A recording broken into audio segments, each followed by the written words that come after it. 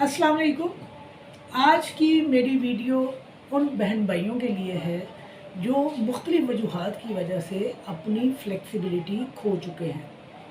जैसे कि उम्र ज़्यादा होने की वजह से, वज़न ज़्यादा होने की वजह से, कमर की किसी तकलीफ़ की वजह से, घुटनों की प्रॉब्लम की वजह से। तो आज मैं आपको एक सादा और आसान तरीका बता रही हूँ, जिसकी वजह से ना सिर्फ़ आप अपनी फ्लेक्सिबिलिटी हासिल कर जाएँगे, आप बैठने के काबिल हो जाएँगे, आप चौकड़ी मारकर बैठने के काबिल हो जाएँगे, आहिस्ता-आहिस्ता आप दो जानू बैठने लगेंगे और आप आम लोगों की तरह नमाज़ पढ़ने लगेंगे।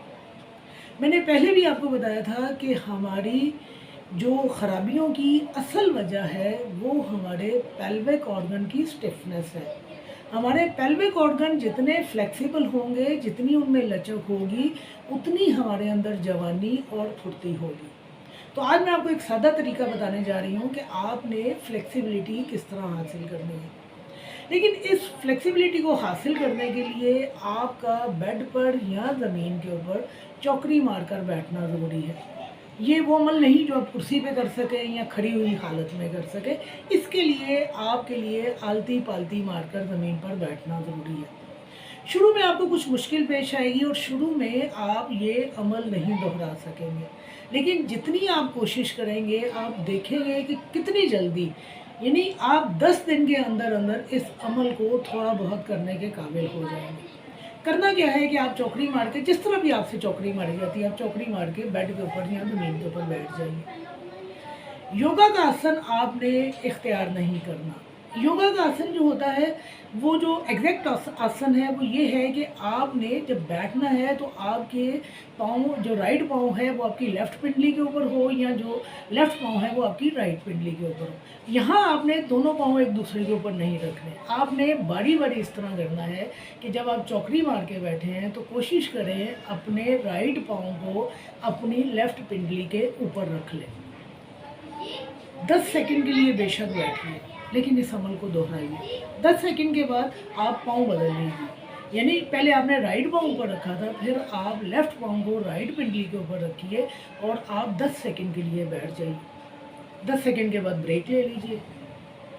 10-20 सेकंड की ब्रेक लीजिए, फिर दोबारा अपने पाँव को अपने हाथ से उठाइए और अपनी पिंडली के ऊपर रखिए। फिर 10 सेकंड के बाद ब्रेक कर लीजिए, फिर दूसरा पाँव अपने हाथ से उठाइए और अपनी राइट पिंडली के ऊपर रखिए। ये अमल कम से कम आपने 5 मिनट करना है और इब्तिदा जो है आपने दिन में 1 मरतबा से करनी है। इस अमल करने को फ़ायदा ये होगा कि आपकी कमर का दर्द ख़त्म होना शुरू हो जाएगा।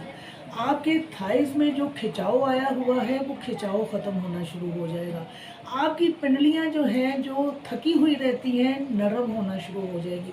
आपके पेल्विक ऑर्गन जो किसी वजह से फ्लेक्सिबल नहीं है, उनमें स्टिफनेस बहुत पाई जाती है, वो फ्लेक्सिबल होना शुरू हो जाएँगे। हमेशा की तरह मैं कहूँगी कि किसी भी अमल से फ़ायदा उठाना हो तो उसमें लगन और तसलसल का होना ज़रूरी है। आप सिर्फ 5 मिनट से इस अमल का स्टार्ट कीजिए, 10 सेकंड के लिए कोशिश कीजिए और 5 मिनट तक आप 10-15 दफ़ा कोशिश कीजिए और इंशाअल्लाह मैं सिर्फ 10 दिन आपको दे रही हूँ। 10 दिन के बाद आप खुद महसूस करेंगे कि वो पाँव जिसको आपको बड़ी मुश्किल से उठाकर अपनी पिंडली के ऊपर रखना पड़ता था, आप बड़ी आसानी से उसको अपनी पिंडली पर रखने के काबिल हो गए।